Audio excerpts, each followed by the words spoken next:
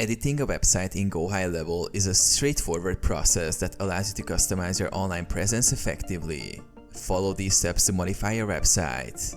Access the website builder. Log into your GoHighLevel account. Navigate to the Sites section in the left-hand menu.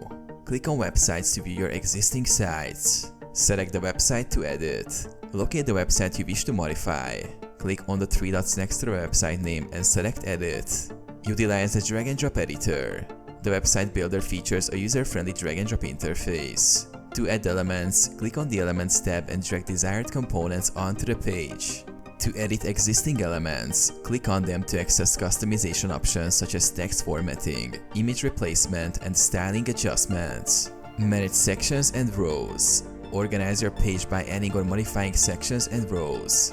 Click on the Sections or Rows tab to insert new layouts or adjust existing ones.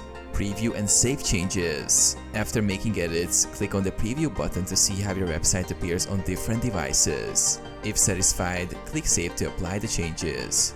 Publish the website. To make your edits live, click on the Publish button.